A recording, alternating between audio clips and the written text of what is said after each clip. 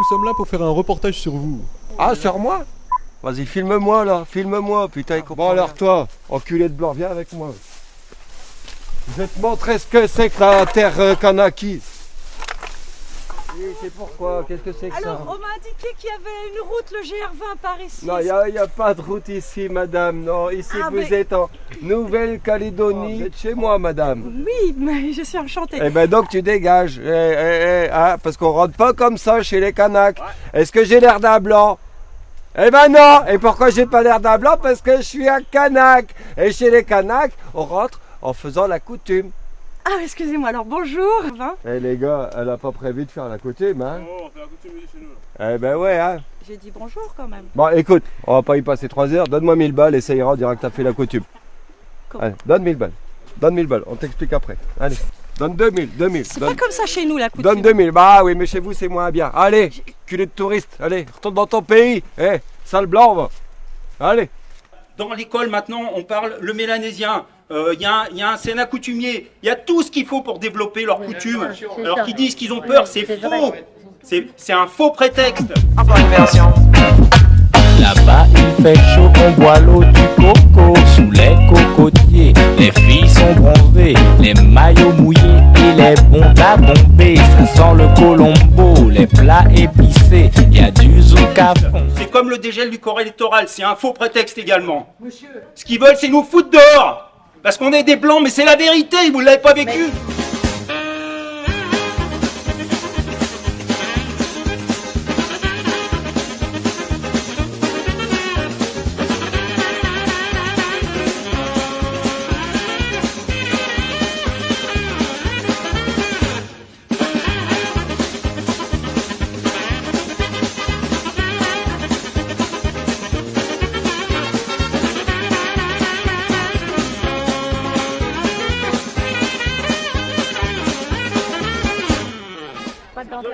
Il n'y a pas d'interdiction.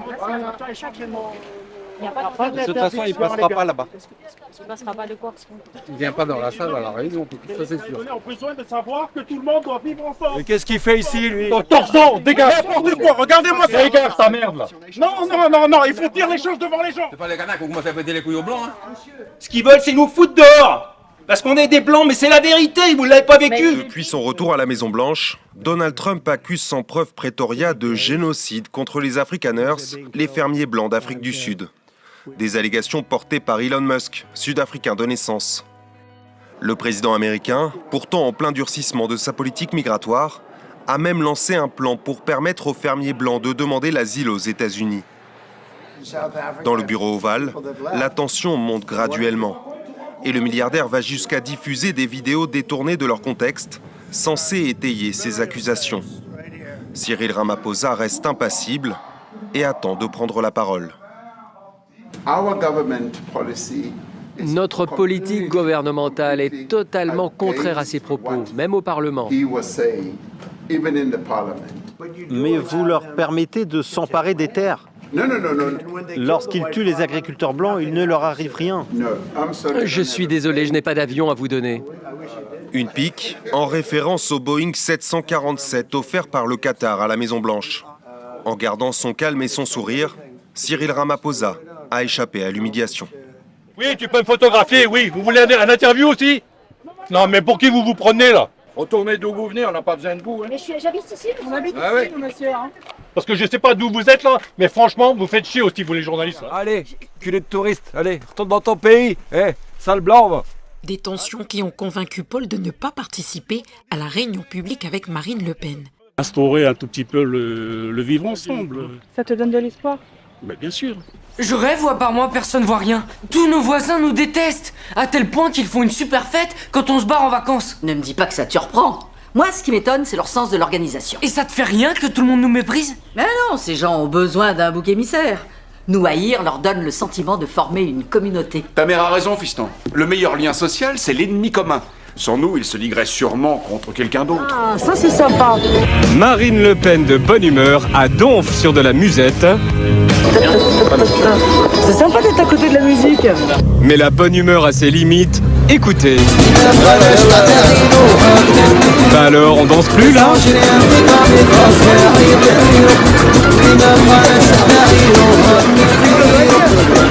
Un automobiliste met à fond du rail dans sa voiture. Après être arrivée par la navette maritime, Marine Le Pen a pu échanger avec les personnes présentes. Ah, regarde-moi ça, ça c'est des kayaks de blanc, ça. Bande de blancs, retournez dans votre pays. Les oreilles, elles retournent dans ton pays. Quelle est votre solution? Eh ben, moi, j'en ai pas personnellement. Mais personne n'en a. C'est pour ça qu'on en est là. Parce qu'il n'y a pas de solution. Je vous porte à une proposition. Si vous en voulez pas, vous en voulez pas. Si vous avez d'autres solutions, tant mieux. Écoutez, je vais vous donner un petit conseil. Démerdez-vous! Je vous dis, connaissant ce que les Kanaks ont en tête, si vous les privez définitivement de toute possibilité un jour de se reprononcer sur ce qui est le fondement de leur idéal, leur moteur depuis 40 ans, alors j'ai voté le dégel du corps électoral, premier groupe de l'Assemblée nationale, je l'ai voté moi. Voilà. Donc est-ce que c'est normal? Non, c'est pas normal. Moi, la question que je vous pose maintenant en retour, est-ce que fondamentalement ça changerait les élections? Parce que moi, ce que je vois, c'est qu'aux élections législatives, il y a pas mal d'indépendantistes à l'Assemblée nationale, vous voyez? Oui, d'accord. Un accord politique pour la paix, c'est ce que prône Marine Le Pen pour l'avenir du pays, une proposition qui a fait réagir dans le public. Donc moi, l'accord, j'ai des personnes mélanésiennes avec moi, c'est pas pour autant que je les ai foutues à la porte quand il y a eu les émeutes. Je suis pas dans ce mode de fonctionnement. Cependant, ils sont dans un mode de fonctionnement où il y a qu'une idéologie, c'est l'indépendance. Ouvrez les blousons, hein. Voilà, histoire que votre maman elle comprenne pourquoi vous reviendrez pas de celle-là. Allez, on fait un beau sourire pour la Kanaki libre. Sur le troisième référendum, on va maintenant se dire les choses clairement. C'était grave qu'il ait lieu 6 mois plus tard? Est-ce que c'était grave qu'il ait lieu 6 mois plus tard pour qu'il soit incontestable sur le vote de la loi? Fin mars, j'appelle Gérald Darmanin et je lui dis, je pense, le vote sur le dégel du corps électoral juste avant les Jeux Olympiques m'apparaît une énorme bêtise. Et il y a des gens de la classe politique calédonienne qui ont dit à M. Darmanin, mais pas du tout, elle n'y connaît rien. Nous, on sait, nous, on connaît la Nouvelle-Calédonie. Les Kanaks ne bougeront pas une oreille. Voilà ce qu'on a dit au ministre de l'Intérieur. Ces échanges intenses auront duré près de 2 heures, un moment qui a permis de convaincre Alain. Les propositions qu'elle a faites sur le futur, l'économie et tout, c'est excellent. Inéligible pendant 5 ans avec effet immédiat, mais aussi condamné à 4 ans de prison, dont 2 ans ferme aménagés sous bracelet électronique. Marine Le Pen a vécu aujourd'hui le pire revers de sa carrière politique. Dans son jugement de 152 pages, le tribunal correctionnel de Paris accable la chef de file du Rassemblement national et plusieurs dirigeants et anciens dirigeants de son parti. Voilà, on a 3 provinces, les Kanaks, ils gèrent pas, ils travaillent pas de la même manière que nous. C'est quoi un Kanak? Ils savent jamais rien, ces enculés là. L'indépendance, je sais pas, vous allez faire comment que les blancs vont être partis, hein? Vous allez faire comment qu'il n'y aura plus de blancs? Le leader de Calédonie Ensemble, Philippe Gomez, a écopé de 4 ans de prison, dont 2 avec sursis et 5 millions de francs d'amende. De son côté, Philippe Michel, président du groupe Calédonie Ensemble, au Congrès et ancien président de la province Sud, a été condamné à 3 ans de prison, dont 2 avec sursis et 4 millions de francs d'amende. Tous les deux effectueront leur peine sous bracelet électronique. Ils écopent également d'une peine de 5 ans d'inéligibilité avec exécution provisoire, ce qui les fera certainement perdre leur poste au Congrès et à la province Sud. Des faits qui relèvent d'un détournement de fonds publics et d'une tentative d'achat de voix entre 2014 et 2018 à la province Sud, mais également au Congrès. Ils viennent à Nouméa, pourquoi? Dans la province Sud en particulier, parce qu'il y a les aides, il y a les allocations, les logements sociaux, ceci, cela. Moi j'ai une amie, une très bonne amie qui habite dans un logement social à Tuban. Dans son immeuble, par chance, il n'y a pas de Kanak. Je comprends que les Kanaks qui veulent l'indépendance. C'est normal. Mais qui repartent en tribu, ils ont les terrains, ils peuvent travailler. Depuis 84 et tous les enfants partis, il n'y a plus personne, il n'y a plus un colon, il n'y a plus rien. La vallée elle est vide. Ah non, c'est malheureux quoi. L'administration achète et redonne au Kanak, le Kanak abandonne. Non, moi je suis pas contre, hein. Qu'ils prennent, qu'ils leur donnent, mais moi ils continuent à travailler, qu'ils continuent à garder ce qui a été créé, quoi. Mais malheureusement, c'est qu'ils détruisent tout et ils refont pas. Le problème il est là. Vous leur donnez les propriétés en valeur, vous redonnez 6 mois après, ils ont démonté les tôles, ils ont vendu les tôles, ils ont partagé les tôles, ils ont bouffé les cochons, ils ont bouffé le bétail, et puis il n'y a plus rien. Le problème il est là. Ils sont pas capables de garder ce qu'on leur donne. Et démerde-toi, toi. Pas payer à te branler les couilles, hein. Alors, allez, bouge-toi le cul un peu. Pas payer à rien branler, là, hein. Pas les canards qui vont faire chier les blancs. Hein? Allez, bouge-toi le cul, ça, enculé. Ah merde. Mais je le soutiens, c'est le plus beau pays au monde, on n'est pas nombreux et on pourrait tout faire. Dur la vie, hein. Surtout pour nous, les pauvres commerçants. Hein. Par les temps qui courent, là. C'est parce que là, t'es toujours en train de se plaindre. C'est toujours l'homme le plus riche du coin. Bah, t'as qu'à. Ah, ben, tout le monde me le dit. Ah, ça veut rien dire, ça. Ah. Un riche en dette, non? En dette? Ah, ça m'étonnerait. Bah, tiens. Pas s'occuper de ce qu'ils rencontrent, les gens. Hein. Les gens ont mauvaise langue. Hein. Ça, c'est le magasin que je vais vendre. Les mecs qui vont acheter ce magasin. Tout ça, à partir de là, c'est chez moi, ça. Tout ça. Tout ce magasin-là. Là, c'est à moi. Tout ça, c'est à moi. Ça, c'est une ancienne boulangerie, ça, voilà. C'est à moi aussi, ça. Et là, j'ai loué, les gars, ils font une menuiserie dedans. L'appartement aussi, à côté, c'est à moi.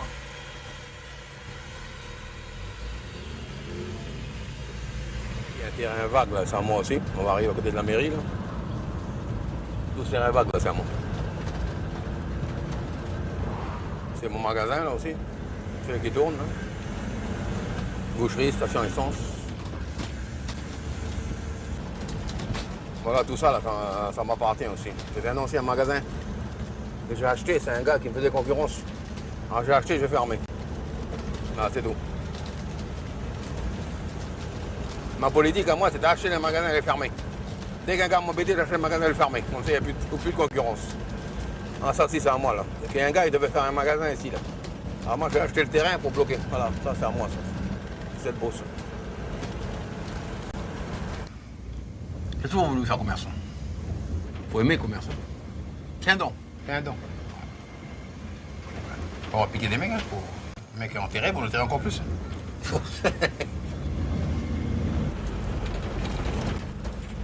Ça, c'est la propriété où je fais de l'élevage de bovins, l'élevage de porcs. Après, je repasse à la boucherie, quoi.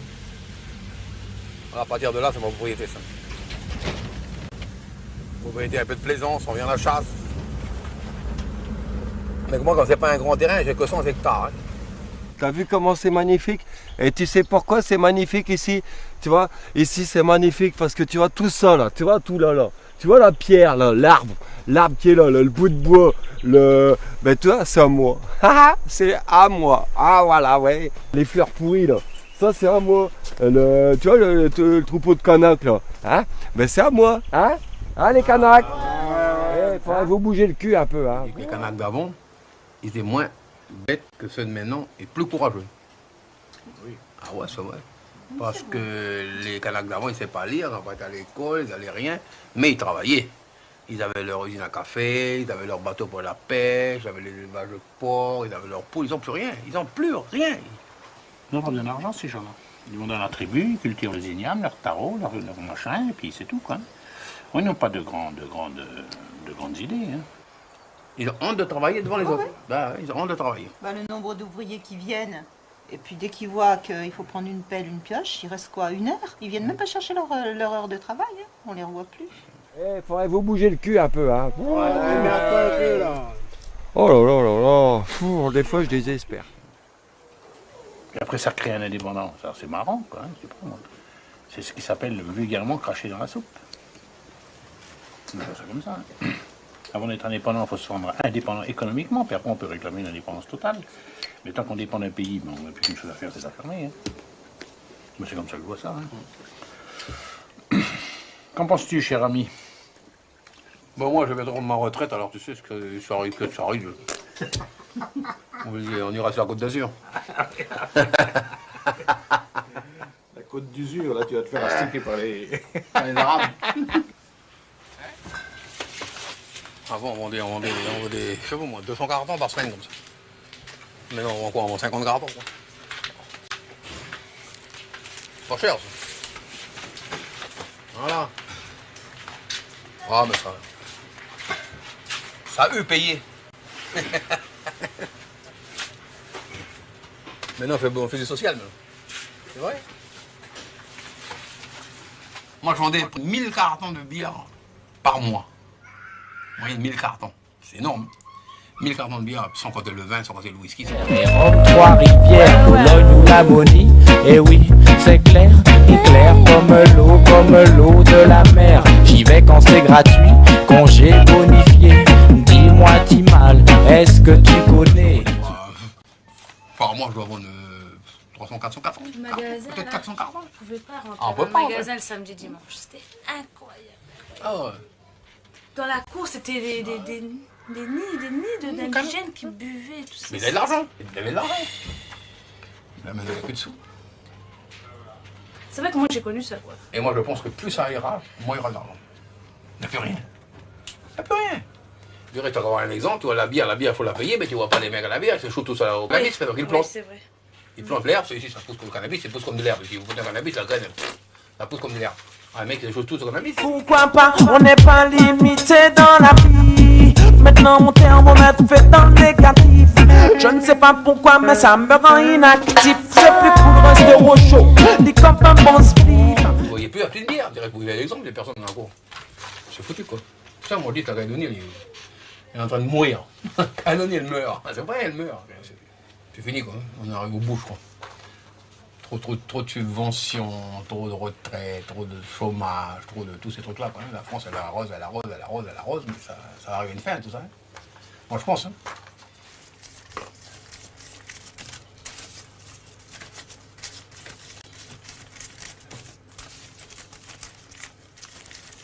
Cinq, 6, 7, 8, 10 ans. 5, 6. Ah, quelle vie, hein. Vivement la retraite. Putain.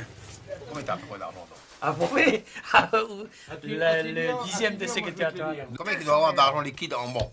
200 millions. En tout, tu paies 200 millions. Non, pas en tout, non. 200 millions. Il a plus que ça. Le patrimoine. Non, ça compte pas les biens immobiliers. 200 millions. Et toi, Lucien, tu pèses combien? Combien de points tu vas te Une vie de travail, 200 millions. Kilos. Moi, je pense qu'il a 4. Et moi, je pense. Il doit avoir au moins 400 millions là-bas. Par contre, toi, Lucien, ça doit naviguer entre 5 et 600 millions CP. Non, mais en liquide, je parle. Bonne question. En liquide. Liquide. Mon Dieu. Eh, c'est 8 millions. Moi, je suis jaloux après vous. Jaloux. Moi, je suis mon père est né ici. Moi, je suis né ici. Ma mère est née là-bas, mon père est né là-bas. Toi, tu es né ici, dans la misère et le prix. Ma mère est née là-bas, mon père est né là-bas. Toi, tu es né ici, dans la misère et le prix. Vous arrivez quand même 15 ans. Vous êtes. Attends, je vais parler. Mon père à moi, c'est pas. Eh, écoute. Il y a 15 ans, ça arrive, c'est milliardaire. Qui? Vous êtes Lui, puis Alfio. étranger? Pas moi. Nous, on est petits clochards. On est clochards toujours. Arrête, pas moi, putain, moi j'avance le jour le jour. un cheval de bois, il Je faut sais un même coup de pas poing. si j'ai assez d'essence pour rentrer à Poigny-Mier. Arrête ta connerie, merde. Moi, j'ai jaloux. Vous êtes gros, nous on est des petits cons, nous. Bah, je sais pas. Nous avons eu plusieurs témoignages sur l'antenne de Sud Radio. J'ai beaucoup entendu ces mots prononcés par nos témoins, la haine anti-blanc. La haine anti-blanc s'exprime librement et ouvertement. La haine anti-blanc, je sais que c'est un sujet qui est tabou en métropole, mais nous on a grandi avec ça, on vit avec ça au quotidien.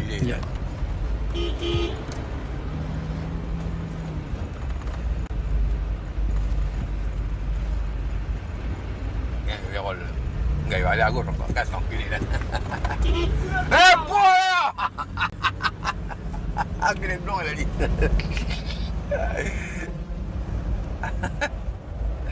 Il a dit bonjour monsieur, il a dit là. Enculé blanc.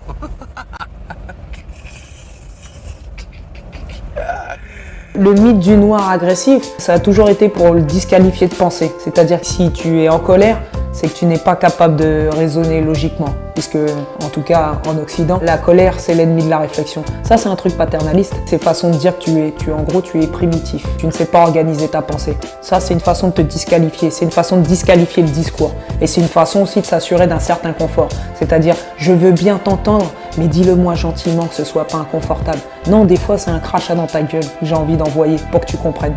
Ça c'est réel. Ça c'est aussi une envie de confort. C'est-à-dire que ton interlocuteur, dans sa toute puissance, dans sa grande impunité, ce qu'il demande, tu vois, à l'oppressé, c'est de lui raconter son oppression et sa souffrance mais vraiment en des termes qu'ils puissent entendre, c'est-à-dire à savoir avec la douceur, l'amour et la gentillesse et la tendresse nécessaires. Mais c'est pas un degré d'insolence incroyable, ça. Emmanuel Macron est dans l'avion afin d'y rétablir le dialogue avec des élus et des représentants de la société civile. Voilà, alors c'est pas que je suis pessimiste, mais disons que Macron et rétablir le dialogue dans la même phrase, c'est un peu comme Delon et fête de famille. On n'est pas convaincu que ça va super bien se passer. C'est surtout qu'on le connaît, le sens du dialogue de notre président. Il est capable de dire aux Kanaks: vous voulez une île? Mais je vais vous en trouver, moi, une île. Il suffit de traverser la mer. Vous voyez, c'est par là. Il y a les Tonga, il y a les Fidji. Et si vous nagez longtemps, il y a même la Corse.